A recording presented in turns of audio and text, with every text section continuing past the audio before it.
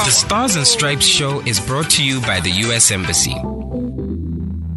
Technology ya dribula kila bona lo mo Zoom meeting with aro mute kana o timile camera ngwana ke ntlelete ho be batho ba ipotsa go don't worry, it happens to all of us, young, old, and everything in between. Well, moving swiftly along, pun intended. Welcome to the Stars and Stripes radio show, proudly brought to you by the U.S. Embassy in partnership with Gabs FM. And Samantha, we must understand that the Republic of Botswana, number one, is a landlocked country. Yes. Number two, food security is such an important component of our everyday lives. This is so important, and it's a conversation that must be had. Now, food security has a number of different, positives like economic stability. Yeah. Agriculture plays a crucial role in Botswana's economy, contributing to employment and what I like is this one, rural development and livelihoods. Ensuring food security enhances economic stability by reducing dependency on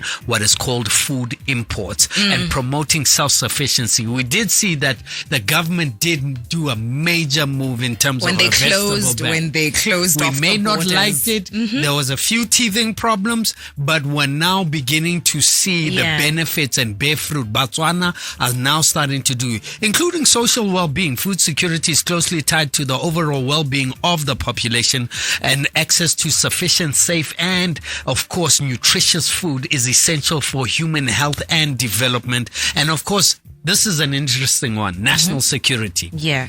Of course, a secure and stable food supply is crucial for national security and the sovereignty of a nation.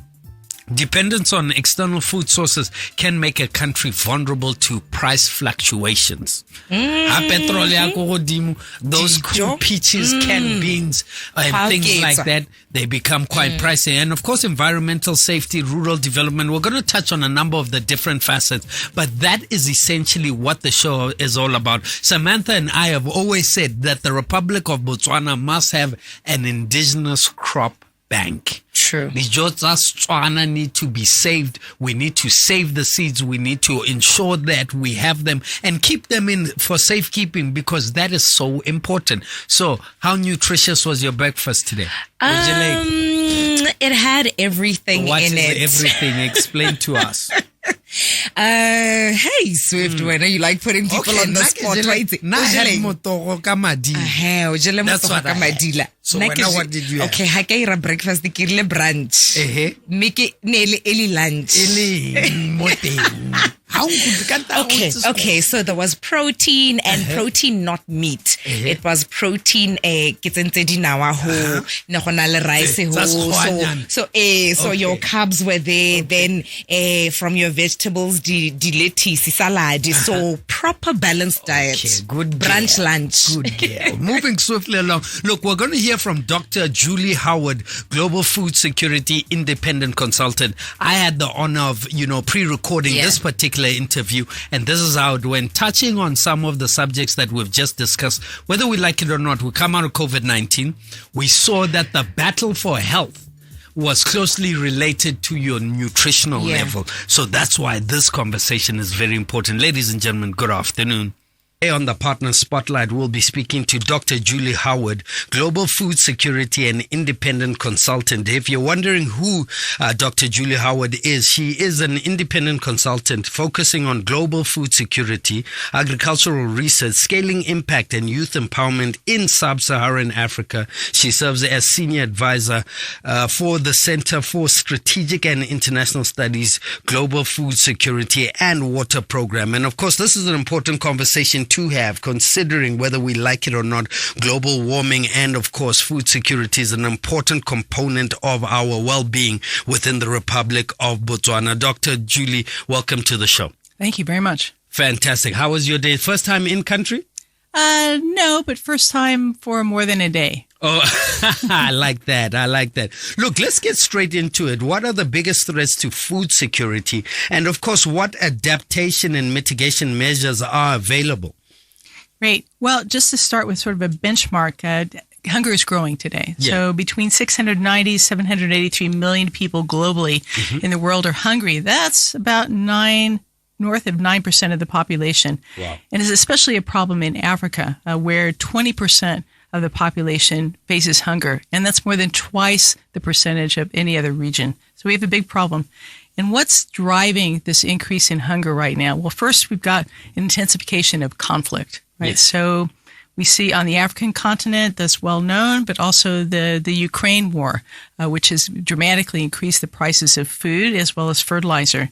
And so you put that intensification of conflict and then integrating the interaction of conflict with climate variability, which you mentioned, and economic shocks. And added to that is our highly unaffordable, nutritious diet, growing inequality. All of these are leading to increased hunger and malnutrition. You asked about adaptation and mitigation. What do we do, especially about the climate roots of the hunger problem? Well, among the most important innovations are climate-resilient crop varieties. Yes. Fortunately, the U.S. partners, CGIAR, the International Ag Research Networks, the National Ag Research Systems, over the past couple of decades have really been working to develop drought-tolerant, drought-resistant varieties. So right now, we've got a mix of drought-tolerant maize varieties that are spreading rapidly throughout southern Africa. So that work is in progress. We keep working on adaptation to as new pests come up, as heat problems rise. We're able to stack those traits onto varieties that have already been tested and are liked by farmers. You ask about mitigation. Yes. Yeah? So that's an interesting one. So scientists are quite optimistic about the potential role for soils to slow climate change. For example, the adoption of conservation agricultural practices. And what does that mean? That means like no tillage. It means like using cover crops. This creates more opportunities for carbon to be pulled out of the air and stored into the soil. So the potential is great. Professor Ratan Lal of Ohio State University won the Food Prize in 2020 for his work.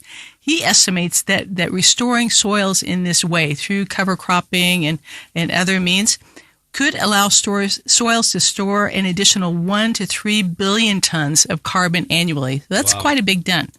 Wow, that's amazing. Look, I do know that the Botswana government recently declared 2022 and 2023 a severe arable agricultural drought year throughout the country. What would you advise, farmers to do within the Republic of Botswana with the odds stacked up against us? And of course, how could, government serve or provide intervention mechanisms, to address or prepare farmers for such circumstances? Thanks.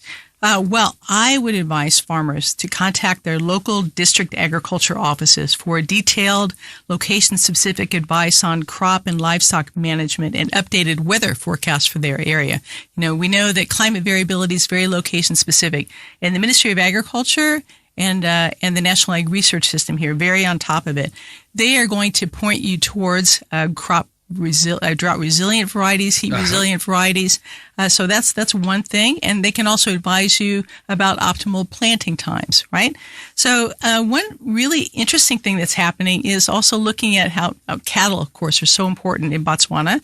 And recently, Botswana imported even more drought-resistant cattle to cross with the local breeds. So we're looking at drought tolerance on both the crop side and the livestock side. So these are critical things that the government is doing and that farmers can take advantage of. I think the government is also providing some financing for farmers who want to assure their water sources. So boreholes, for example. I'm not sure, perhaps irrigation is also covered. Yes, absolutely. Look, of course, you've been interacting with a number of stakeholders within country and Botswana's agricultural and food security experts.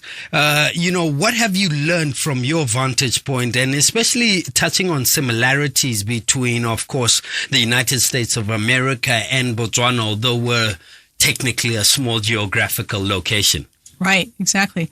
Well, first of all, I just want to say it's really encouraging that the government of Botswana is putting such a huge priority on rebuilding agriculture and diversifying Botswana's agricultural sector. And that's very like the U.S. The U.S. also sees agriculture as center to our economy, livelihoods of people in America. So that's very common. I also want to say, personally, it was really great at the conference to see so many women leaders stepping up. Yeah, absolutely. So women leaders in government, but also women leaders in private sector and women leaders in civil society. And we saw also some emerging youth leaders. I think you're going to talk to some of them later on in this program. Yes, absolutely. Well, the government of Botswana is also working to incentivize farmers to produce more horticultural crops. Do you think this is important?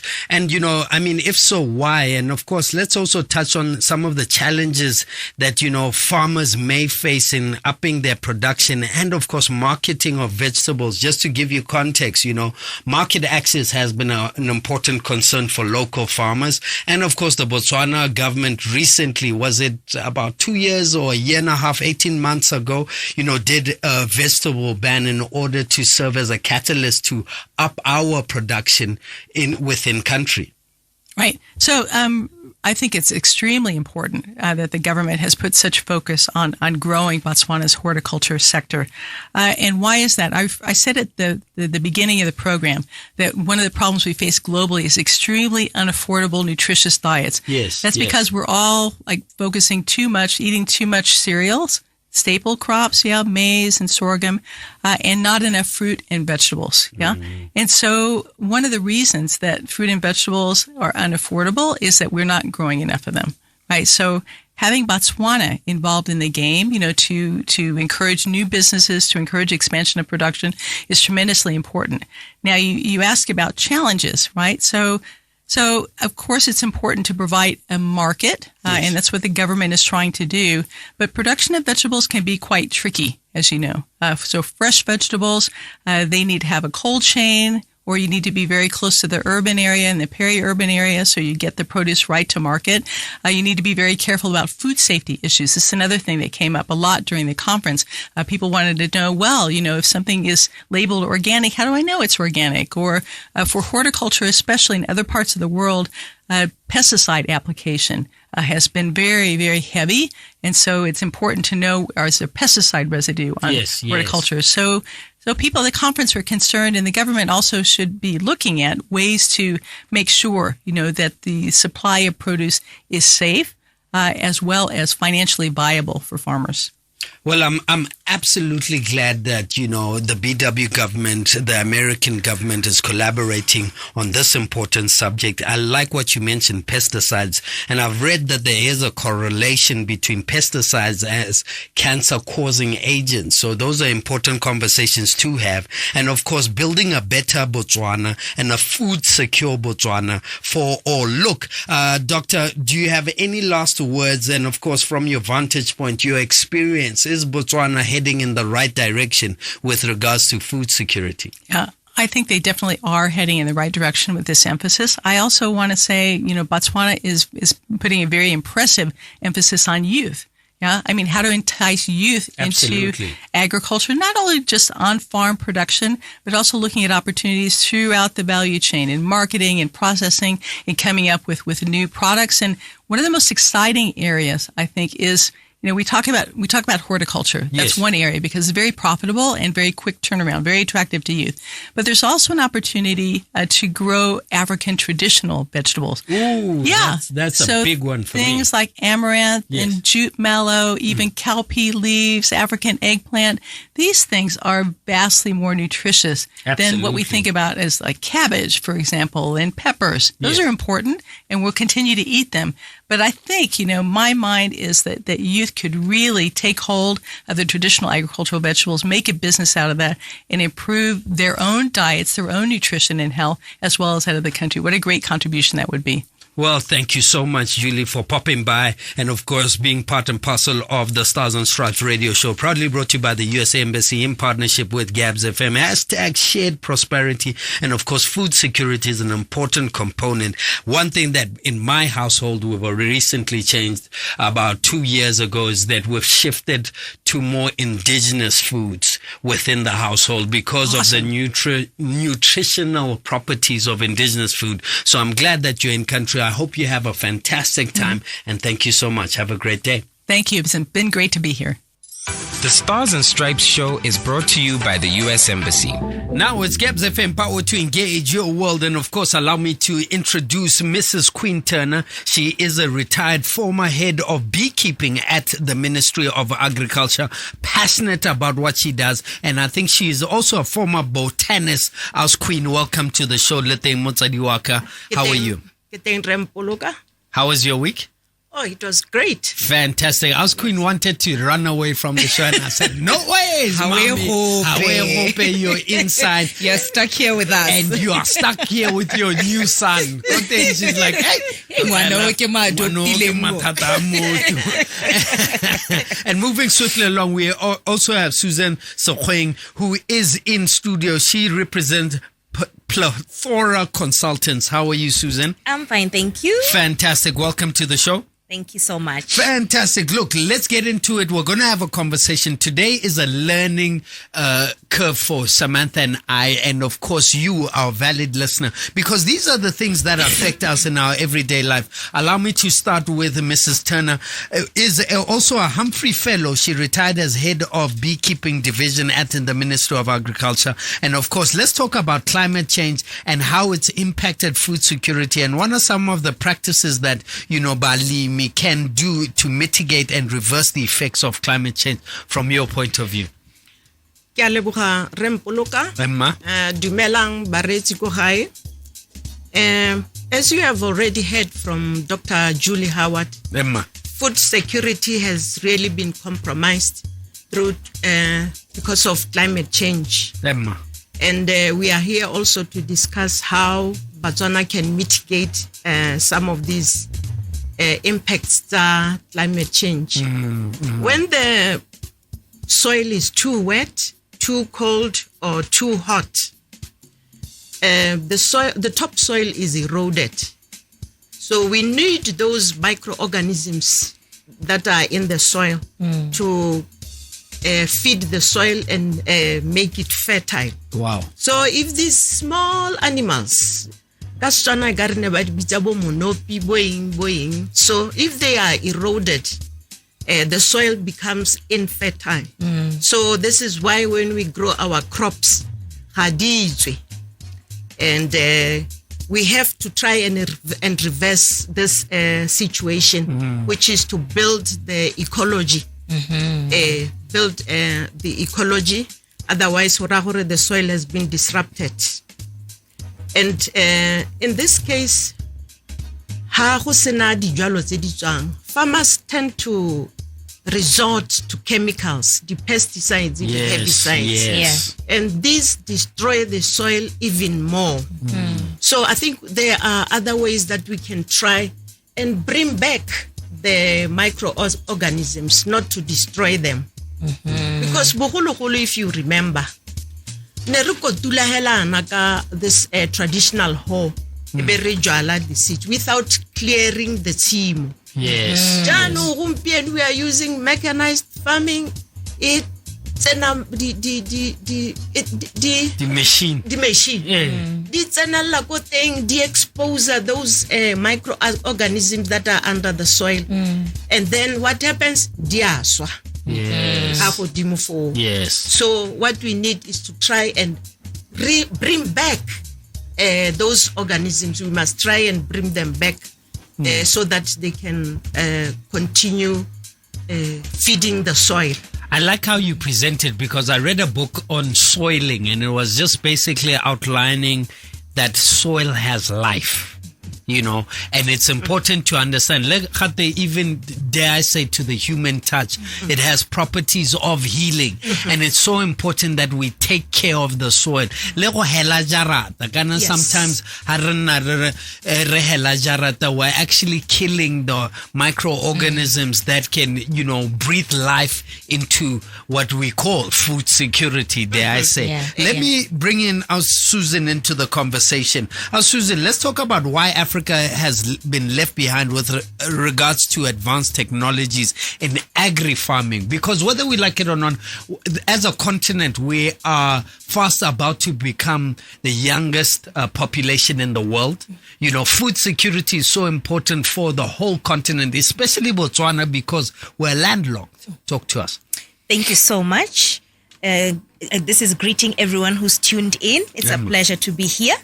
So technology is so vast, and I'm so glad my colleague, Dr. Julie, she spoke about biotechnology, where you are trying to get seeds that are drought resistant. And it's a very interesting topic. It's so vast, but so important. Yes. So I will focus on regards to now the technology, where we're talking about your software and your hardware, your ICT. Because for the longest time, as also my colleague Metan has spoken, she said that indeed there's a mechanized farming. Yes. So now we have to move towards sustainable farming, where we, yes, want technology, but at the same time, we want to maintain the soil. So I want to talk about the technology gap, because you've mentioned a very important thing, that Africa is growing with regards to technology, the youth. In fact, statistics show that the number of users of mobile phones in Botswana alone increased in Q4 of 2022. Wow, interesting. So it's something else. It's technology showing that actually the statistics show that the use of, your old telephone and your fax has actually declined. Yes. Meaning now we are adopting to take technology. So the question comes, where is the gap? Africans have the phones. Where is the gap? So I want to talk about something known as a technology gap, or the digital divide. Yeah. So a technology gap exists when a country imports, for example, the technology, and it imports it from the exporting countries. And most of the time, Africa is the receiver of technology from your largely developed countries. So for example, the developed countries will then send in the machines, the ICT, and then enjoy monopoly for a while. So when those tools and that software or hardware now comes into Africa, we begin to adopt them. So in Africa, we receive it, but rarely do we get a chance where we actually take that software or hardware and then start using our knowledge to develop them in-house in Africa. So what will happen that Africa is now mostly receiving. We take it, they become obsolete. We stay with that obsolete equipment for quite a while. Secondly, the capacity, the knowledge, the people who are understanding, okay, for example, this is how we bring in the software tools with our phones that can be able to chart our seeding or our plotting of the farm. Once it comes here, then there's a challenge. Do we have the capacity to be able to develop those systems such that is why you find technology is always polarized towards developed countries, and then the African nation then normally takes in the technologies and they become obsolete. So one of the issues which we've realized is the fact that ICT is still lagging. Actually, in Botswana, statistics show that ICT contributed only 2.5% to the total GDP. 2.5%. And that mainly is only on telecommunications and postal services.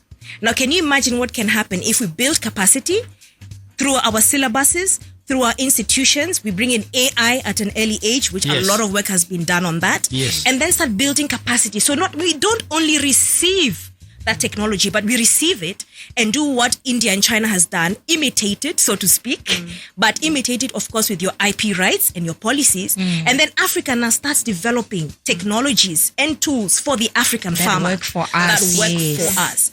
So I think that gap needs to be sealed through policy, government interventions, as well as now farmers being educated to demand that service so that they can put it through. Let me bring House Queen back into the conversation. Sam, would you like to add? House Queen inasa heleta a bit earlier on when we were looking at, some of what the farmers can do in terms of reversing the effects of climate change.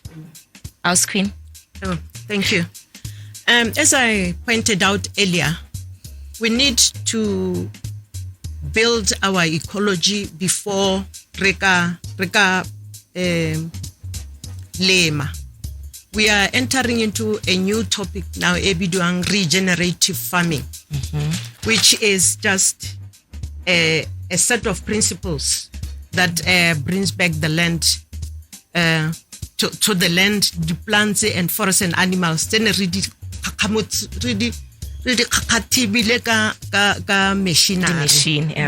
this must be a deliberate effort to bring these small animals back. Because if we don't start now, it'll take us longer to reverse the effects of climate change. So basically what regenerative farming is to bring back those microorganisms. So release to clear the timo. We need to have a grass cover or ground cover, which might be the fodder crops that we feed our animals with. And then really meho, because also this ground cover is able to hold water. They are able to hold water so that how to plant. The water is already, the soil is nice and wet. There's water in the timo to allow you to plant as many crops as you can. The other issue that I wanted to touch on is the use of land races. For nari di peo tsele tsa rona tsa bogologolo tsene bong kukuba di tsenya mo di siloseng gape di kae. There's supposed to be a gene bank at Sebele ele gore ka re tshwere one mogopolo ke buang ka one gore what are they doing to have these seeds accessible to the public, so that really ke go bona gore our land races, our indigenous seeds aga di ka ke tsa tlhoga tsa khona gore di withstand the impacts tsa climate change. Bona le gore resorted to using chemicals tse le gore di pollute groundwater, di tsena mo dijong khantele. It's our health that is at risk. So tota the pesticides and herbicides, we should be deciding on whether to continue with them or not. Absolutely. 3956962. If you'd like to engage, I know you are also part of the farming nation, and of course you perhaps have some insights to add on to the conversation. We would love to. Queen, let me continue and ask you this question. What can be done to help, women and youth from being relegated out of this economy? One thing that we need to, and we have seen, rural development is of vital importance for us to move this country forward, especially bana ba rona ko magaeng. Thank you, Rempoluka. Tota inele gore re leke go dira food value chains, so that we don't leave these small holder farmers ka kontle. Teach them how they can handle their food safely. Food hygiene and the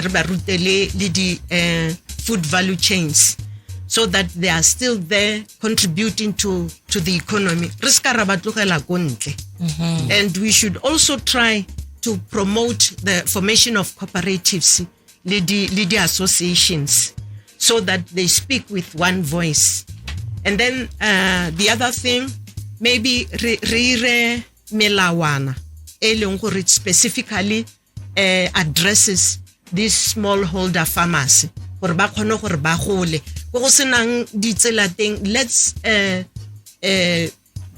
do the infrastructure so that they can be reached, either going there or coming back to the markets. And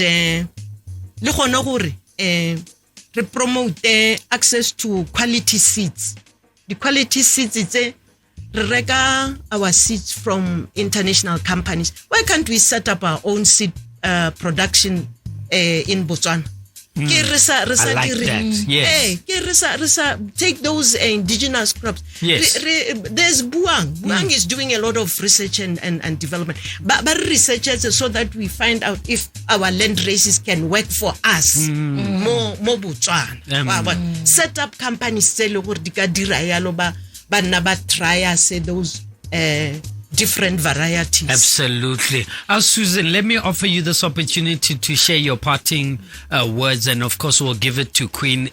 Would you like to add on? I was going to say the interesting conversation here seems to be going around the importance of contextualizing what we're doing in terms of food security for Botswana, whether it's the seeds, whether it's the type of the way in which we're farming, whether it's the tech that we're using. And I think it's a very, very important conversation. And I'm just wondering now, how do we move it from conversation to actually implementation? Because that's where the important part is. How do we implement that? But anyway, it's just me thinking out loud. Please go ahead, Mrs. Z. In fact, you have spoken something that is so real. In fact, the Food Systems Summit recently concluded, and one of the themes was actually act.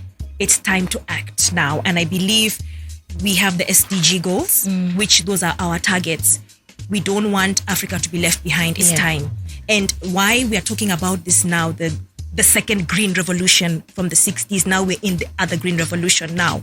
It's time for us now to say, you know what, she spoke about value chains. One of the things, for example, that is happening in Kenya, you'll find that they create a cooperative. So what will happen is, for example, if there's effluent treatment, you'll have abattoirs set up in a specific area. Yes. Because having an effluent treatment plant is very expensive, high capital intensive, and most of the farmers cannot afford to treat because you have to treat the blood, the waste, and the dung. So what they do, set up abattoirs in a centralized area where they can share your waste handling. They have one effluent plant, everything goes in there, and you have that cooperative system, such that you save on resources.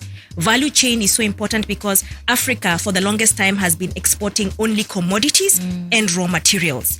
We rarely go into the exportation of finished goods. Yes. So that is something that the youth now can be told, you know what, they say make agriculture, I don't want to say it, attractive. And Samantha and I, sorry to interject, Samantha and I saw a lot of Botswana get into agri-processing at the recent consumer trade fair. So agri-processing is a huge gap, whether in the dairy sector, you know, in the chili sector, in the meat sector. So absolutely, I couldn't agree with you more. Queen, our queen, the queen of my heart. Please share your parting statement. My party statement, I'm just asking for let's teach our farmers how to harvest rainwater, but collect it, because there's so much water that ends up in the wasted. Yes. So negere ari tuteng go collect metsi. La o sena jojo, there are other methods. Yes, water harvesting. Misima mo tshimong ya gago, so that metsi a trepege mo teng. And then the other thing, our farmers, they must learn how to tell the weather, tell weather and seasons, because that's what bagolo ba rona used to do bogologolo. Yes, yes. Where is that indigenous knowledge? Why can't we go back? Go re tshwantse gore ka be re boela teng re leke go thusa government ya ka re thusa bo moon planting. There's what we call moon planting, gore ha kgwedi le ka ha ngwedi o khona go plant a certain crops. We're talking science here now. Gore let's engage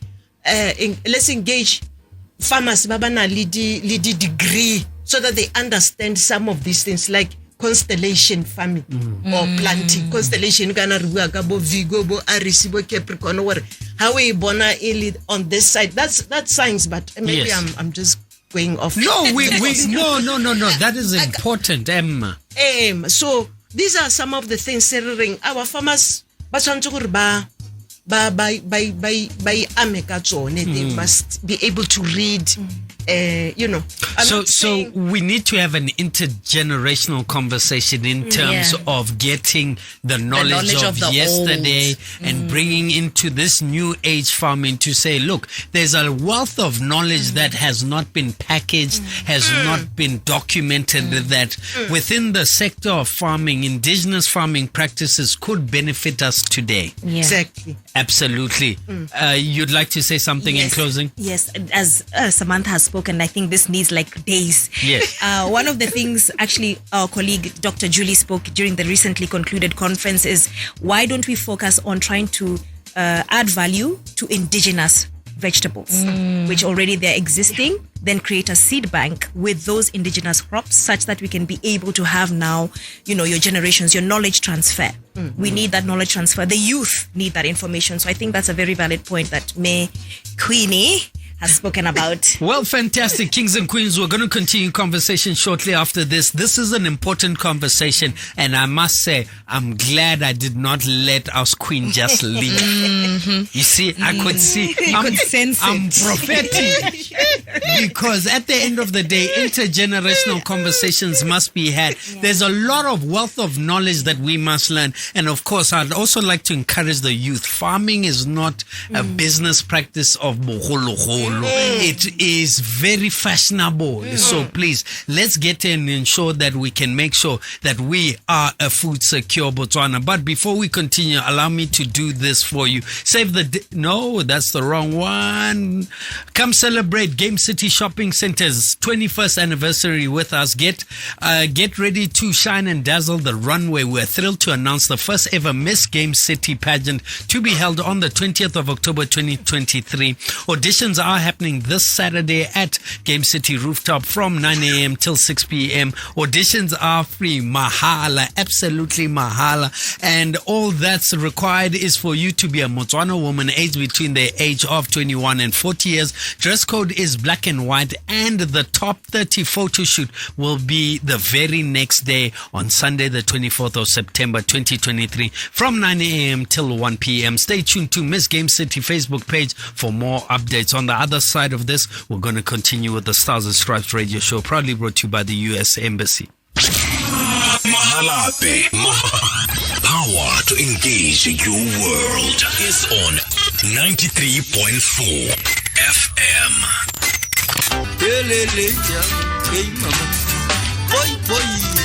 My barroque. It's Gabs FM, power to engage your world. Classic one, Stampura Arrebatswan. And of course, let's understand that. And on the line, we are speaking to the Minister of Agriculture in the Department of, or from the Nation of the Republic of the Midday Fix Reloaded. I guess that's what I said. The last time that's what we called her. Yeah, she's honorable in my cabinet. Yeah, so if I've offended anybody, I sincerely apologize. Honorable, welcome to the show. She goes by the name Bojosi Antoinette Ngube. Welcome to the show. Wow, thank you, Swift, and hello, Samantha, and everybody in studio and the Gabs FM listener. Hello. Fantastic. Look, we're fast running out of time, so we're just going to give you a topic. You're going to speak on it from your point of view, and this is what we're going to ask you. In line with active participation of youth and women, initiatives towards a better food secure Botswana, what is your take? How can we participate? And what are some of the initiatives that you believe that should be birthed either by the private sector or the public sector?